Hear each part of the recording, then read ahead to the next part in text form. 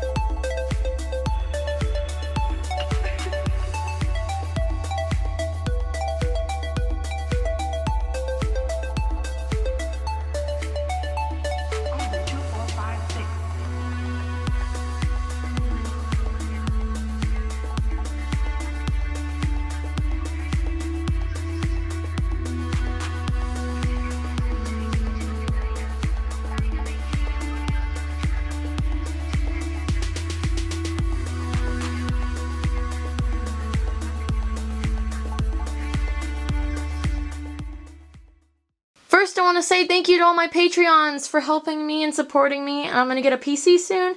I keep saying soon, but I actually am going to get it in like a week or two now that I'm on summer break. So this trick really has to do with momentum. And for me, I watched tutorials on it to learn it at first. And the tutorials kind of helped with like finger placement. But what really helped was me just experimenting and trying to get this movement down. So maybe do that after you learn this tutorial. You're going to start on the safe handle and you're going to do a double rollout and you're going to land softly in this grip. So most people do a double rollout and they land like this, gripping it really heavy. You're going to do a soft grip, okay? Because you're going to be throwing the knife this way next. So you're doing a double rollout and then right here you're going to have your middle finger here, your thumb here, and your index finger on the back. So do you notice where... So on my rep, there's little holes right here, and it's right above the spacers. So that's where my two fingers are going to be. They're going to be lined up like this, and you're going to have this propelling the movement forward this way. So this finger right here, the index finger, is going to be propelling the movement that comes next. Let me show you again. So you're doing the double rollout, you're in this position. Okay. So when the next movement you're doing is you're flipping the knife over like this, and this is basically the starting position for the trick. And so what you're going to do is you're going to get your index finger and put it in front of the safe handle, and your middle finger and put it behind the safe handle. And you're going to hold the knife like this. It's kind of a weird grip, and you're going to do it a little bit high on the knife right here. In this trick, you're using a couple fingers to do this kind of movement that goes infinitely. So you can do this move a million times and never stop. And in my slow-mo and fast motion, I stopped and gave you a way to stop because obviously you don't want to do it forever. So let me show you this part because it's obviously the most tricky. So you're going to be throwing the knife. You're throwing these two. So do you see how the blade is not facing me? This is the back of the blade, and it's facing this side and this handle. You don't want to have it like this. Some people accidentally do it like this. It throws off the weight.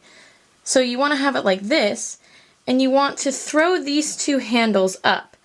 So as they're coming up, you're going to take your index finger and replace your ring finger with your index finger. So see this? As the knife's coming in motion, you're going to replace it, and then when it gets back here, you're going to replace again the index finger with the ring finger. So the whole time you're basically throwing it and you're replacing these two fingers, the index and the ring, the whole time, and you're using the middle finger the whole entire time.